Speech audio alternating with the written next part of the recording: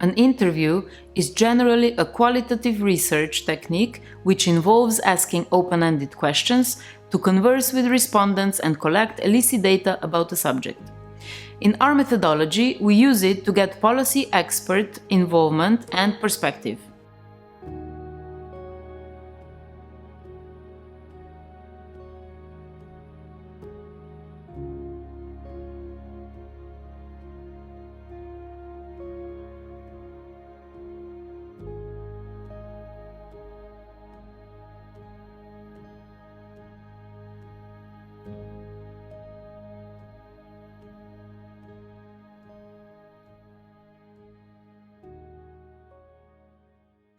Spremembe poskušamo uvajati na dveh ključnih področjih, ki so pa značilna za vsako organizacijo, ki deluje na področju vzgoje in izobraževanja. Na eni strani so to seveda pedagoški procesi, pa naj se bodo to nove metodologije, metode, didaktični del, torej metodika poučevanja. Na drugi strani pa, in to se nam zdi tudi zelo pomembno, upravno-administrativni procesi, s katerimi so na nek način prepleteni tudi pedagoški, se pravi neko optimizacijo tega in pa na ravni samega vodenja, ki je zaenkrat v šolstvu izrazito vertikalno, torej poskus neke vzpostavitve bistveno večje porazdelitve nalog, pooblastil in seveda tudi odgovornosti, čeprav trenutna zakonodaja je še vedno zelo tradicionalna v tem okviru, je torej ravnatelj kot pedagoški in administrativni vodja tisti, ki ima ključno ultimativno odgovornost, kar seveda ni dobro za samo rast organizacije.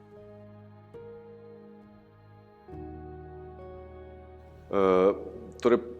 vsaka novost, ki se jo poskuša uvajati, seveda poteka vzporedno z tistim ustaljenim, preverjenim procesom in z neko sprotno evalvacijo, pa tudi vključevanjem zunanjih deležnikov, se pravi, da se vzpostavi na eni strani recimo neki intervizijski nivo, se pravi tisto, kar lahko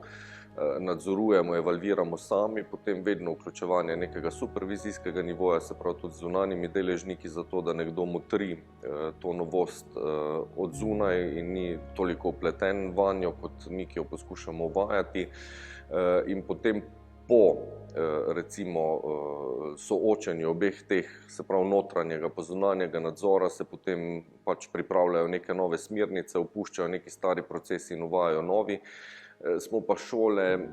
rekel, dosti toge organizacije, kar se tiče uvajanja novosti, tako da morajo biti vsi ti procesi dosti mehki na eni strani, če lahko tako rečem, na drugi strani si pa zanje treba vzemati čas. Torej, tista neučakanost recimo na tem področju ponavadi privede do kontraefektov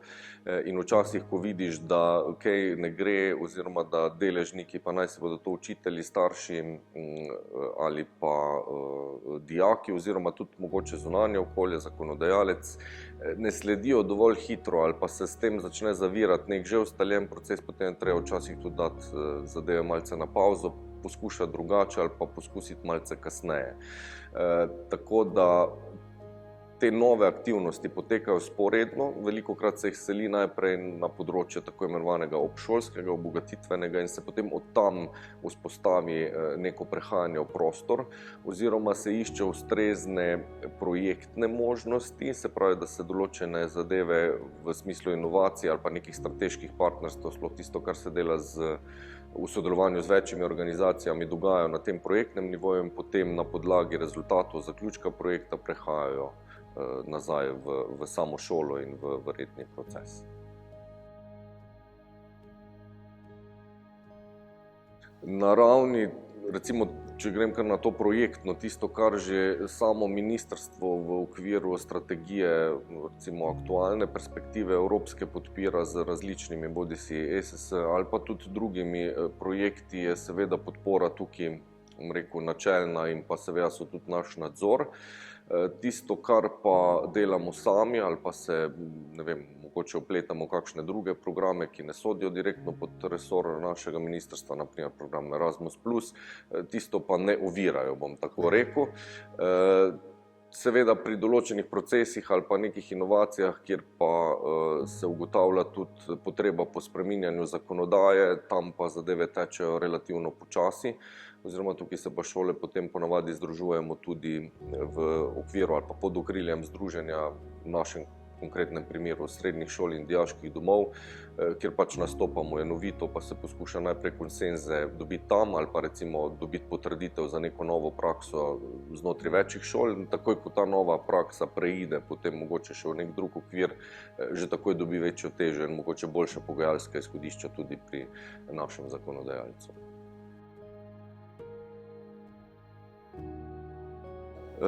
Moram reči, da tu na metodološkem delu smo fleksibilni ali pa recimo, da je tudi ta metodološki del ena izmed šibkosti, rekel, tega internega, zaradi tega, ker mogoče nismo ti, ki sodelujemo pri tem kot učitelji ali pa tudi kot tehnično-administrativno osebe toliko vešči, ker nas nihče nikdar ni tega učil, oziroma se poskušamo priučiti nekih metodoloških pristopov skozi različna sodelovanja, predvsem v projektih, v različnih raziskavah. Pri, bom rekel, bolj konkretnih ali pa dolgoročnih strategijah je pa pri metodologijah skoraj neko pravilo oziroma, bom rekel, ena dobra stvar, da se oplete pa nekega zunanjega partnerja, ki je na tem področju vešč in močen. Zaradi tega, ker, bom rekel, ena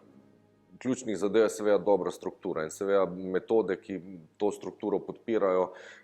so, rekel, skoraj pogoj za to, da mogoče nekaj na koncu tudi uspe. Ker če se zadeva ne vodi po neki vnaprej predvideni metodologiji, potem zelo hitro izgubiš neko rdečo nit ali pa mogoče greš v neko smer, ki je popolnoma napačna in ne koristi, samo obremeni mogoče aktualni sistem. Tako da te metodologije so seveda predvidene, tisto, kar lahko naredimo sami, poskušamo začrtati, temu slediti, tam, kjer so pa stvari večje ali pa potrebe drugačne, pa se poskuša sodelovati tukaj z zunanjimi partnerji. Recimo v lanskem letu pri strateškem načrtovanju vemo, da ga potrebujemo, je sicer v naši državi za javni sektor zelo neznačilno, smo se zelo intenzivno povezali z Ekonomsko fakulteto v Ljubljani, ki je pripravila v bistvu metodološki okvir za nas in pa motivirala tudi skupine študentov, da so si pa naš case oziroma primer recimo tega strateškega načrtovanja vzeli kot seminarje pri predmetu strateško načrtovanje, tako da smo imeli super, bom rekel, ta interni pa supervizijski del urejen in posledično tudi metodologijo, ki je dejansko bila takšna, kot mora biti recimo pri enem takšnem projektu.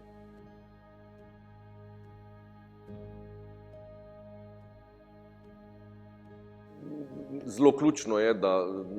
recimo pri uvajanju novosti najprej pogledamo, če nekaj sploh ni novost, ampak že obstaja. In tega se zelo veliko poslužujemo. Tukaj mislim, da je Evropska unija zelo dober okvir in pa seveda priložnost za to, da to lahko naredimo, da so te aktivnosti tudi ustrezno finančno podprte, za kar sami ne bi imeli denarja. In ključna akcija ena v okviru programa Erasmus Plus ima prav podakcijo mobilnost učnega osebja. Od leta 2015 smo bili uspešni na vseh razpisih za ta del, tako da je v preteklih 5 letih na spremljavo bodisi učnega procesa ali pa tudi nekih novosti ali pa novih praks odpotovalo več kot 40 učiteljev, zelo vpletena pa tudi sama uprava šole in to povezovanje se nam skoraj zdi ključno, ne? Ker dejansko, tako zelo iskreno, nobena novost, ki jo vidiš, da bi morala biti del tvoje šole, ni novost, je nekdo že to poskusil ali pa je že to del nekega sistema, ko gre tukaj samo za vprašanje možnosti prenosa pa prilagoditve v naše konkretne okvire, pa naj se bodo to politični, družbeni, finančni, skratka. In sodelovanje z zunanjimi partnerji, tudi tujimi partnerji je tukaj zelo močno.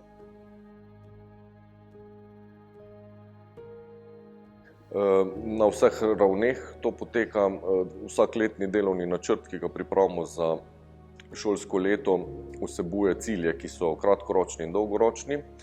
Pri kratkoročnih ciljih se nam zdi zelo ključno, da so cilji definirani glede na deležnike, se pravi, da si dijaki postavijo en zelo konkreten cilj, potem učiteljski zbor kot tak, da svet staršev predlaga en cilj, potem še pa en cilj, recimo, ki je vezan pa na ta upravno-administrativni del, se pravi, ki je bolj stvar uprave šole in pri katerem seveda sodelujejo spet vsi ti deležniki, ampak pač kot tisti, ki ga morajo ne nazadnje tudi podpreti.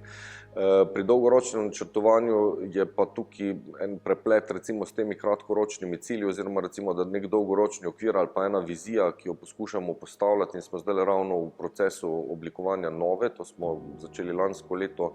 v okviru enega tima, cel program se je imenoval Skrivnostni otok, vpletli smo ga tudi v en velik ESS projekt, kjer naša šola sodeluje kot šola koordinatorica, gre za projekt Munera, ki je namenjen dodatnim usposabljanjem že zaposlenih. In znotraj tega v bistvu smo iskali možnosti, kako, rekel, da je bila to ena novost, vzpostaviti znotraj šolskega leta nekaj časovnih točk, kjer imamo učitelji čas za pogovore o prihodnosti in ne toliko o tem, kar se dogaja, pa motrenju tega, kar se dogaja, ampak recimo temu vpletati naša močna področja, ki niso nujno vezana na recimo ta pedagoški del, v samo organizacijo in pa delovanje šole. Se pravi, rekel, na eni strani je tukaj zelo močna poanta krepljenja te organizacijske klime, po drugi strani pa seveda odpravljanje strahov, ki nas prežemajo, bodisi kot kolektiv ali pa posameznike. In smo ugotovili, da v preteklosti o tem sploh nismo govorili in tukaj se je šlo zelo natančno analizo in vnaprej določeno metodologijo, po kakšni to delamo. Iz tega se je rodil program obvezne izbirne vsebine za učitelje, ki je razdeljen na ta obvezni del, se pravi neke goste in pa zunanje moderatorje, ki pripravljajo vodene aktivnosti, ki se vežejo na preomenjene cilje, bodisi dolgoročne, bodisi kratkoročne oziroma obojne. Na drugi strani pa izbirni del, kjer pa učiteljski zbor da predlog za različne aktivnosti, ki so lahko na prvi pogled zelo nepovezane recimo z aktualnim šolskim delom, recimo v letošnjih izbirnih vsebinah je ena izmed izbirnih vsebin priprava sladic v kozarcu, ki jo izvajamo v sodelovanju s sosednjo srednjo šolo za gostinstvo in turizem, ampak ključ pri teh izbirnih vsebinah je pa to ozaveščanje, da znanje pa učenje ni samo stvar šolskega prostora v tem formalnem smislu, ampak da, kot je že rekel Sokrat, se pametni učijo od vsega in vsakogar. Povprečni samo iz izkušenj, neumni pa že tako vse znajo. Se mi zdi, da ta kontekst ozavestiti pomaga učitelju pri lažjem razumevanju specifike slehernega posameznega dijaka, ki ga ima v razredu in ki mogoče ni na njegovem področju najbolj izstopajoč, ampak vendarle samo ta en ozek segment nekega predmeta še ne pomeni učenja in še ne pomeni znanja. Ampak lahko na podlagi drugih, se pravi tistih močnih področjih motivacije, ki mora biti notranja, zanimanj, bom rekel, preusmeriš ta tok misli ali pa en fokus tudi v tisto, kar mogoče nekoga na prvi pogled ne zanima ali pa kjer se ne počuti dovolj močnega. Tako da časovni okviri se tako tudi malo prepletajo in ta kratkoročnost z dolgoročnostjo gre iz ene dimenzije v drugo, ampak načeloma je mogoče v tem trenutku recimo hotenje ali pa želja po neki skupni viziji tista dolgoročna, ki narekuje potem vse te kratkoročne cilje. Eno je ta intervizijski aspekt, drugo so pa supervizije. Pri tem intervizijskem sodelujejo najrazličnejši timi, pač odvisno od inovacije in od področja. Poskušamo tudi ozaveščati to, kar spet ni del slovenskega šolskega prostora ali pa je mogoče bolj na tej terciarni stopni, se pravi, da uporabnika, v našem primeru je to dijak na eni strani oziroma pri nekih upravno-administrativnih procesih tudi zaposleni, povprašaš o tem. Se pravi, pač neka evalvacija v obliki ankete z različnimi metodologijami, bodisi to spletne ankete, neki vodeni vprašalniki ali pa neke odprte diskusije znotraj razreda, znotraj zbornice, pridobivaš pač neko povratno informacijo. Učitelji zelo veliko povratnih informacij dajamo dijakom, nismo pa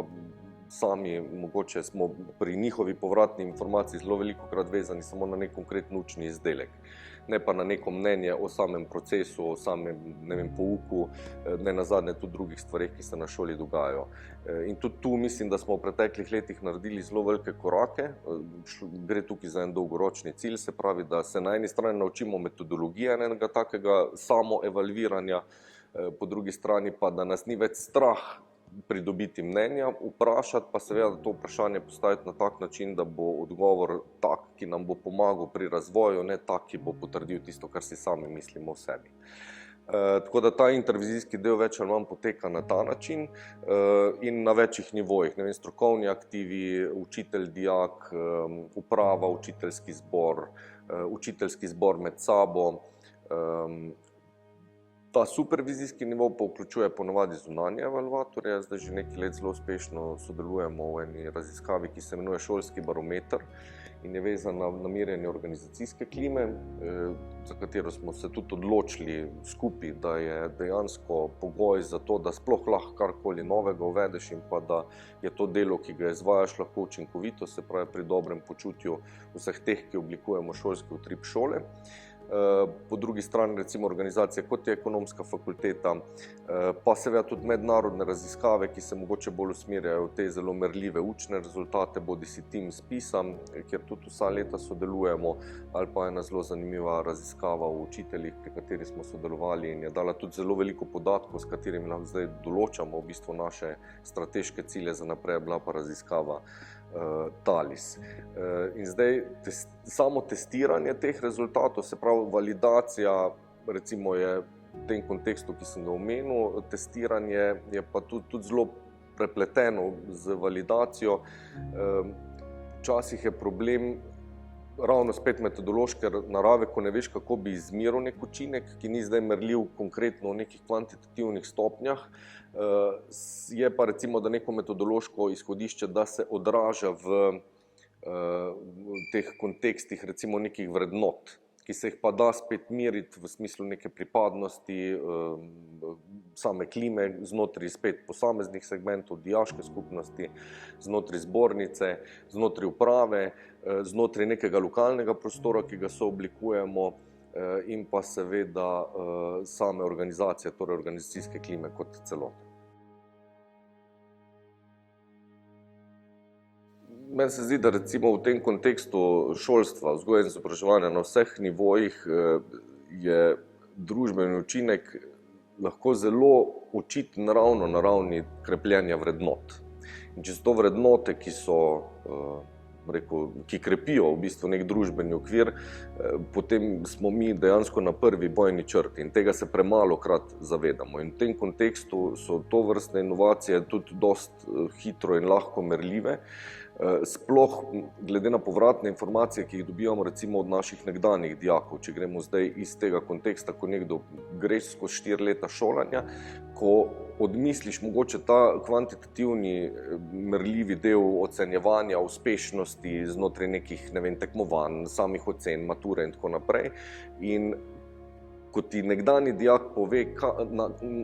v kakšni obliki bi recimo strnil misli v svoji srednji šoli. In če tukaj vidiš potem neko proaktivno delovanje, nek angažma, neko prepričanje, da moraš razmišljati odprto, da se moraš pri tem, kar delaš, vedno spraševati, če je to res dobro za vse, ne samo zate, potem mislim, da tukaj družbeni učinek zelo velik. In še enkrat, res se premalo zavedamo te svoje moči,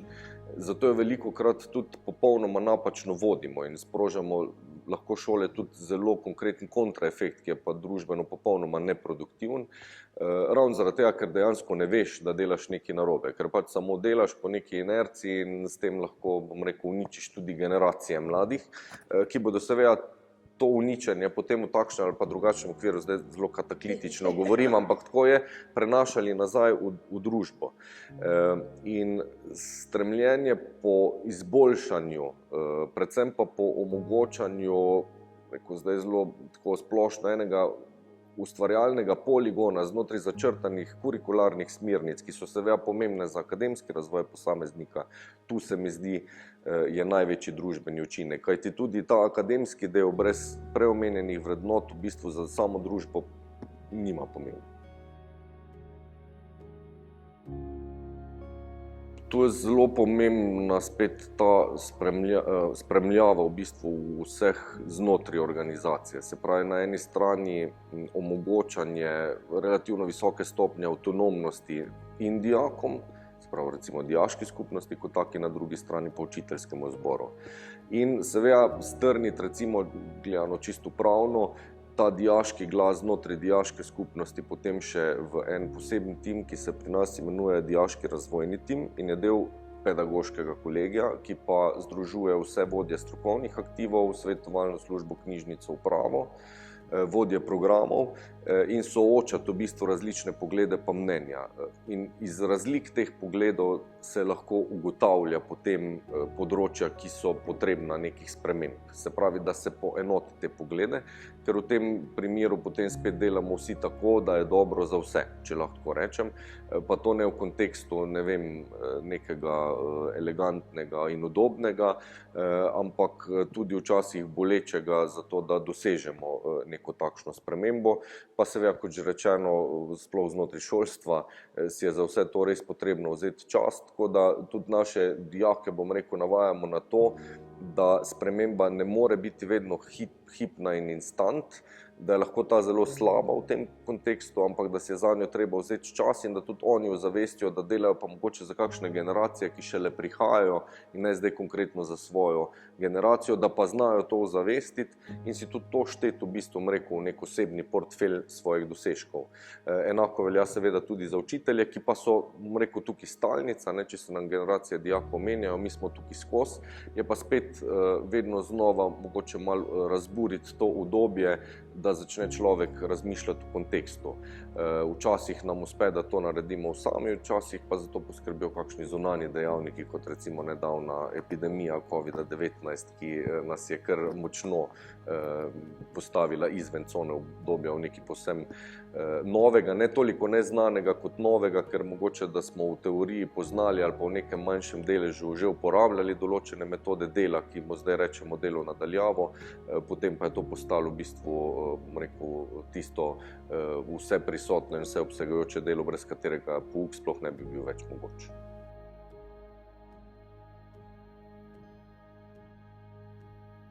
Ni te povezave bilo zaradi tega, ker smo šole morale naše ministrstvo prehiteti s smernicami, ker dobili smo jih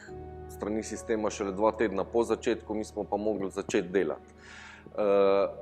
Pri nas konkretno smo ugotovili, da se v mnogih delih skladajo recimo s tistemu, da smo jih pa bistveno bolj poglobili kot to, kar smo dobili, kar je na nek način tudi logično, ker seveda jih je treba prilagoditi sami organizaciji.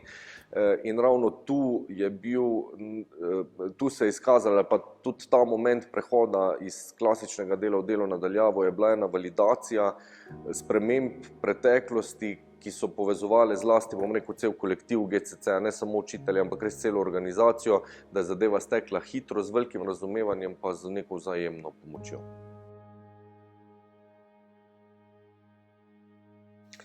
Jaz mislim, da ta cilj je zelo pomemben, da je spet treba si pač vzeti ta cilj, bom rekel, v enem splošnem kontekstu in na dolgi rok, ampak na vsak način si želimo, da neka inovacija, ki jo pri nas uvedemo, ali pa nek prevod, ki ga naredimo iz nekega že videnega in iz neke dobre prakse od drugod pri nas, gre naprej. Se pravi, da ne ostane znotraj teh šolskih zidov, ampak se širi tudi naprej in to je spet recimo en kontekst validacije, ki je zelo pomemben in na tak način dejansko se spreminjajo potem tudi politike ali pa neke smernice, če že ne zdaj konkretno politike, pa zakonodaja. In seveda, to je cilj, mora biti cilj. Na sistemu dela z nadarjenimi, predvsem neki konteksti, ki so zdaj začeli prehajati znotraj šolske politike, pa neke time, ki poskušajo pripraviti neke nove zakonodajne okvire, recimo na tem področju ravno dela z nadarjenimi. Pri nas je to ta obogatetveni del obšolskega,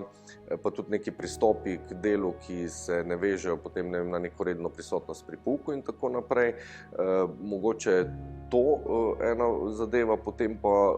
pri prožnih prehajanjih oblika med šolo in okoljem izbirnost v drugem in tretjem letniku, ki je bila do nedavnega omejena samo na nek dodatni tuji jezik, pa je z leti zdaj smo pa dobili tako imenovan interdisciplinarni tematski sklop, to pa je že konkretna sprememba politike in tukaj je recimo naša šola od vsega začetka, to je že v bistvu segal en projekt iz leta 2009, ki je pa potem ugasnil in se nekako ni niti predvidelo, da bi se vodil naprej, ampak smo potem tudi mi v sodelovanju z neki partnerji spodbudili oblikovanje predmetov, ki jih sestavlja več predmetov. Recimo pri nas so to študij okolja, ki se veže predvsem na potrošništvo in se povezujejo psihologija, filozofija, sociologija in naravoslovni predmeti. Potem javno nastopanje kot ena veščina, ki je tudi nekako odrinjena iz naših šol v tem kontekstu, recimo voditeljstva, ki bi mogel biti bolj pomemben del pri vzgoji mladih. Ja, sploh na splošnem izobraževanju in pa raziskovalnega dela. Ampak to je bilo že par praks po šolah, ki smo jih pa začeli potem dejansko povezovati in ne bom rekel, da je to naš prispevek, ampak je pa zelo pomemben del recimo tega našega doprinosa v tem zakonodajnem okviru, ki se pa zdaj pred 2 letoma izoblikoval in šolam dopustil možnost, da izvajajo takšne predmete.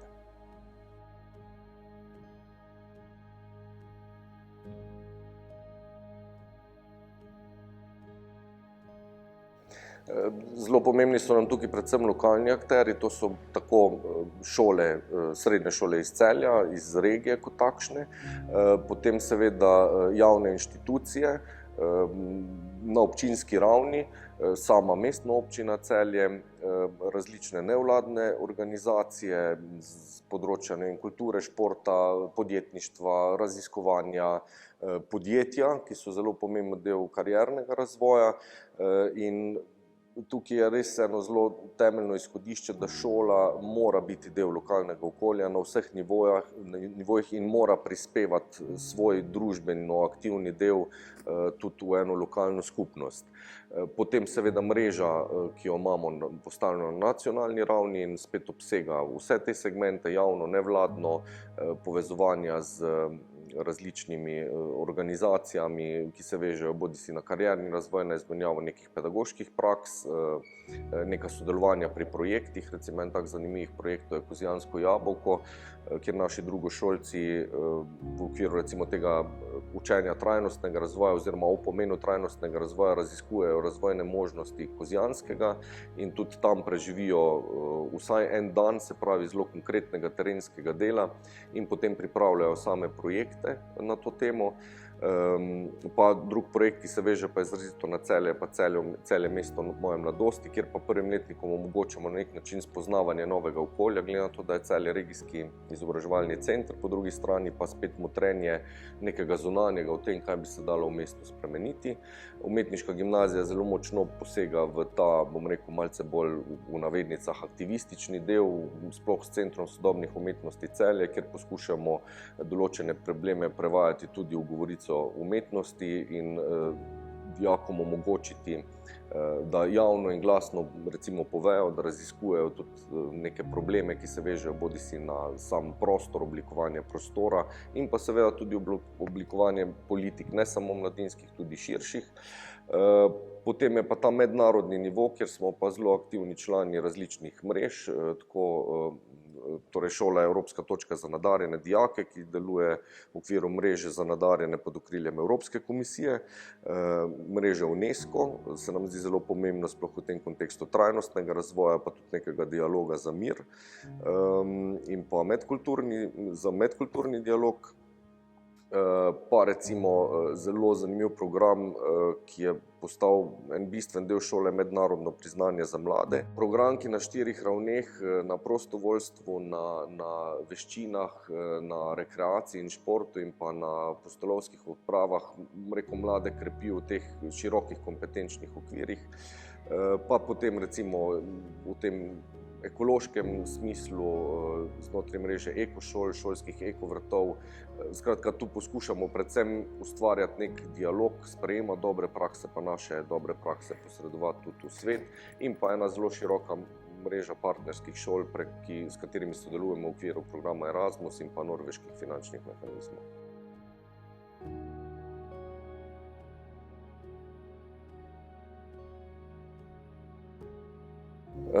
Kar se šolstva tiče, in to je zdaj zadnja kriza, mislim, da zelo jasno izpostavlja, smo popolnoma nedigitalizirana organizacija. Pri digitalizaciji ne govorim toliko o tehnični opremi, te imamo, mislim, da šole kar dovolj,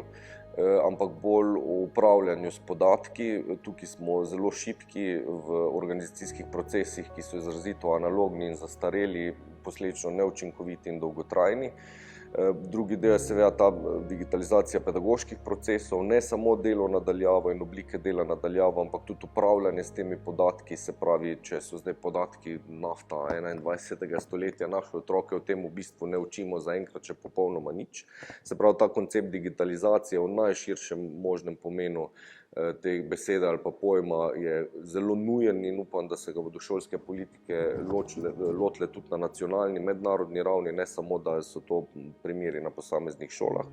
Potem bistveno širši kompetenčni okviri za dijake, pa naj si bo to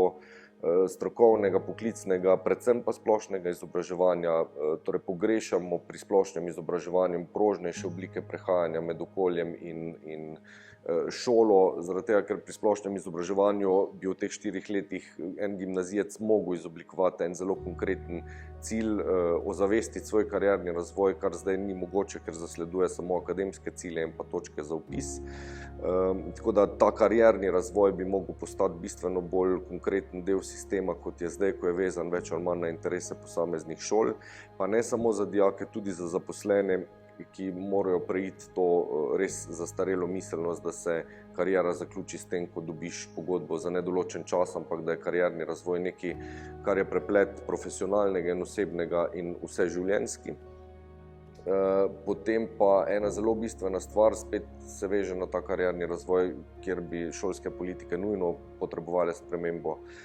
je pa program uvajanja novih učiteljev. Se pravi, nek program mentorstev, ki je organiziran na nacionalni ravni, ki ni vezan na neke perspektive pa začasna financiranja, kot je to zdaj preko evropskih strukturnih skladov, ampak bi se mogel tukaj bistveno bolj poudariti ta medgeneracijski dialog, ki ga v šolah znotraj zbornic velikokrat ni oziroma ga je premalo, tako da se starejša generacija učiteljev velikokrat počuti odrinjeno na rob, mlajša generacija pa niti ne vidi razloga, zakaj bi od starejše črpala neke določene izkušnje, in to bi morali urediti v okviru politik za prihodnost slovenskega šolstva.